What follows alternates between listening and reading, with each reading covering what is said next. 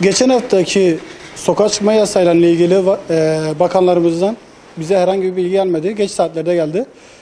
Halkın marketlere hücum etmesi, somun fırınlarına hücum etmesi tabii ki endişelendirdi.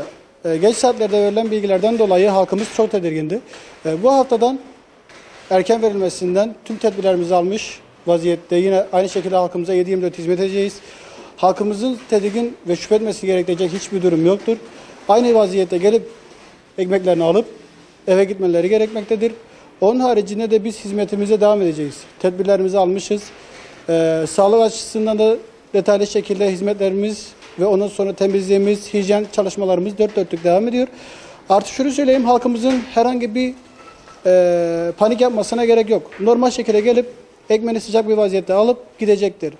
Onun haricinde herhangi bir sorun ve problem olduğunu düşünmüyoruz. Bu şekilde halkımızdan sadece istediğimiz şudur: normal şekilde günlük nasıl gelip ekmeklerini alıyorsa aynı vaziyette gelip ekmeklerini alacaklar. 7/24 hizmet etmeye devam ediyoruz. Halkımızdan sadece istediğimiz panik yok bu vaziyette.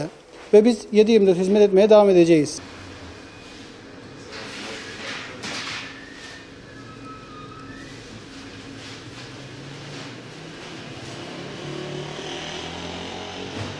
Ya, unumuz hazır.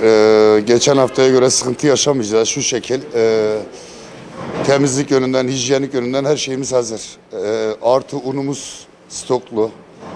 Eksik değil yani. Fazlasıyla ekmeğimiz gene o şekil. 7/24 çıkıyor zaten. Ara mara vermiyoruz. Kimseye ekmeksiz bırakmayacağız. Halkımız mağdur olmayacak yani.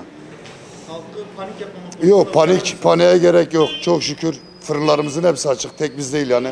Antep genelinde fırınların hepsi açık. Hepsi de çalışıyor. Pide fırınları çalışıyor, somun fırınları çalışıyor. Panik yapmalarına gerek yok. Herkes evine yakın olan mıntıkada gelip fırından ekmeğini alıp evine gidebilir. Peki halk nasıl davransın? Taşkalaya gerek yok, paniğe gerek yok. 7/24 ekmeğimiz çıkıyor. Kimse aç kalmayacak çok şükür. Fırınların hepsinde üretim devam ediyor yani. Tek bizim açımızdan değil, Antep genelinde.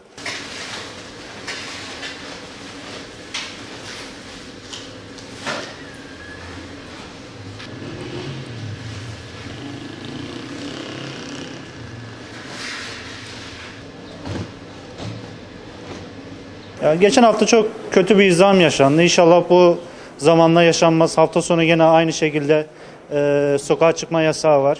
Çok şükür fırınlarımız tedbirlerini, önlemlerini alıyor.